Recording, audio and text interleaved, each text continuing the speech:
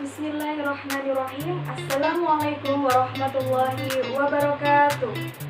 Saya Dia Ayu Pitaloka, pengajar di SMP Islam Al-Mizan, Surabaya. Anak-anak, kali ini kita akan belajar materi yang sangat menarik, yaitu materi yang berhubungan tentang penampilan di atas panggung. Apa itu? Ya, betul, materi teks drama.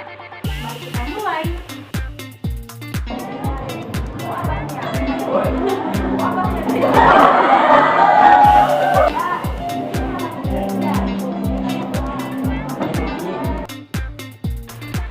Dari video tadi kita dapat mengetahui bahwa drama bukan hanya sekadar teori saja, tapi juga membutuhkan keterampilan-keterampilan lainnya, terutama dalam keterampilan gerakan tubuh dan juga gestur tubuh.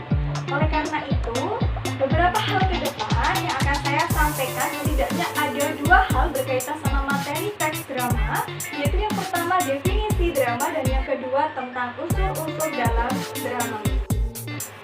Baik, kita mulai saja yang pertama, yaitu berupa definisi drama.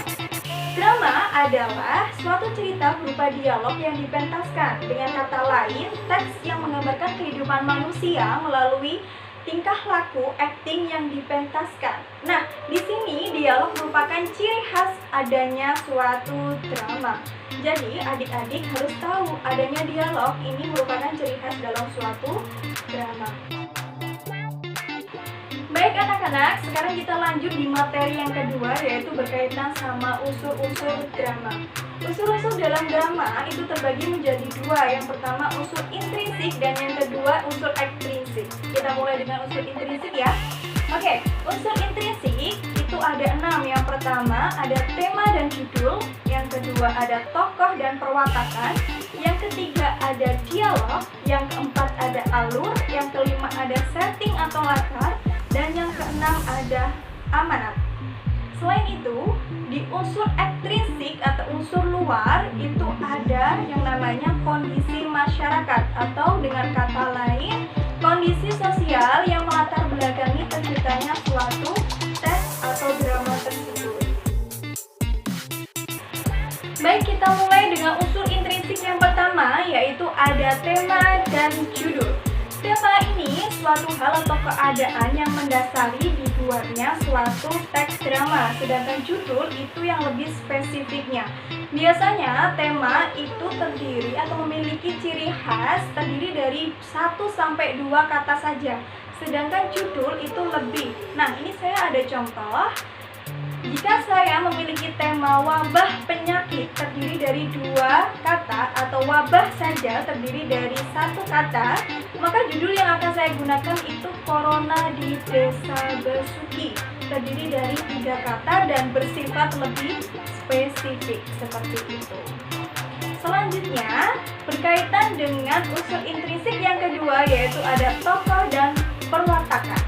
Tokoh adalah pemain atau pelaku utama dalam suatu drama. Tokoh ini dibedakan menjadi 2, yaitu tokoh utama dan tokoh pembantu, atau biasa disebut dengan tokoh sampingan atau tokoh figuran, seperti itu ya. Kalau perwatakan ini merupakan turunan dari tokoh itu sendiri, yang artinya berkaitan sama sifat dan sikap yang ada dalam tokoh tersebut yang muncul dalam suatu cerita di drama. Dalam perwatakan terdapat atau dibagi menjadi 3. Yang pertama ada antagonis, yang kedua ada protagonis, dan yang ketiga ada tirtagonis. Antagonis yaitu tokoh yang jahat, protagonis tokoh yang baik, dan tirtagonis ini sebagai tokoh penengah, biasanya menengahi tokoh yang jahat atau biasanya menengahi tokoh yang baik, seperti itu. Baik, selanjutnya materi yang ketiga yaitu berkaitan dengan dialog. Dalam dialog dibagi menjadi 2, yaitu wawancang dan kromogung atau petunjuk laku. Wawancang merupakan dialog yang diucapkan oleh tokoh, sedangkan kromogung atau petunjuk laku yaitu suatu petunjuk tindakan yang harus dilakukan oleh tokoh tersebut. Ini saya ada satu kalimat dalam suatu teater drama berjudul Maling Kundang. Oke. Maling Kundang. Tidak, kau bukan ibuku. dalam kurung, maling kundang kembali berlari. Oke, kita analisis bersama-sama. Kalimat "tidak, kau bukan ibuku" itu merupakan wawancang atau dialog yang diucapkan oleh tokoh. Sedangkan dalam kurung, maling kundang kembali berlari itu merupakan kromobung atau yang namanya petunjuk laku, yaitu yang harus dilakukan oleh tokoh tersebut. Baik, materi selanjutnya yaitu tentang alur. Alur merupakan suatu jalannya cerita. Dalam alur ini dibagi menjadi 3 bagian. Yang pertama, alur maju, alur mundur, dan alur campuran atau biasa disebut dengan alur maju dan mundur. Dalam mengetahui perbedaan ketiga bagian ini biasanya dilihat dalam tahapan alurnya. Kalau alur maju itu ditandai dengan pengenalan, munculnya konflik, klimaks, anti klimaks, dan penyelesaian.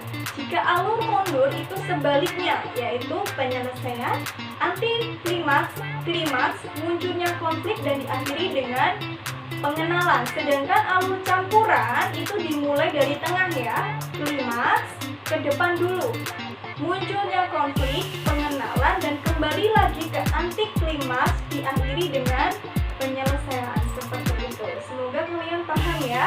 Kemudian materi selanjutnya yaitu berkaitan dengan setting atau latar dalam drama.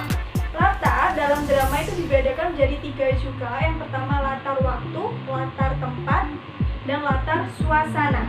Latar waktu itu biasanya menggunakan waktu di pagi hari, di siang hari, dan lain sebagainya. Sedangkan latar tempat itu dipakai biasanya di hutan, di sungai, di rumah, di teras, dan lain sebagainya. Sedangkan latar suasana itu biasanya latar yang ditimbulkan atau suasana yang ditimbulkan ketika kita tetap menonton atau melihat drama. Jadi suasana apa sih yang timbul ketika kita melihat suatu drama yang dipentaskan tersebut? Apakah mengharukan? Apakah menegangkan? Apakah bahagia? Dan lain sebagainya. Baik, materi yang terakhir berkaitan dengan unsur-unsur intrinsik suatu drama yaitu amanat. Apa sih amanat itu? Amanat merupakan pesan moral yang disampaikan penulis terhadap suatu drama yang dipentaskan. Jadi biasanya amanat ini disampaikan secara tersirat ya. Kemudian kita bisa mengetahui suatu amanat dalam suatu drama itu ketika kita melihat atau menonton drama secara keseluruhan atau utuh seperti itu. Baik, setelah kita mengetahui unsur-unsur intrinsik dalam suatu drama, kita juga harus tahu bagaimana unsur-unsur ekstrinsik atau unsur yang ada di luar suatu drama. Unsur-unsur yang mempengaruhi terciptanya suatu drama itu biasanya dilihat dari kondisi masyarakatnya.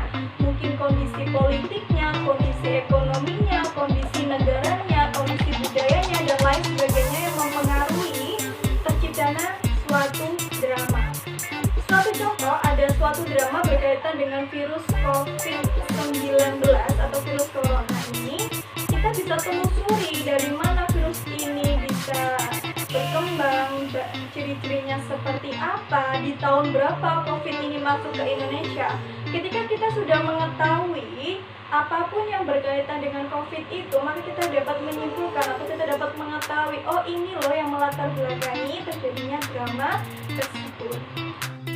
Baik anak-anak, sekian dari video ini. Materi yang sudah saya sampaikan tadi berkaitan dengan definisi drama dan juga unsur-unsur pembentuk drama, baik di luar maupun di dalam.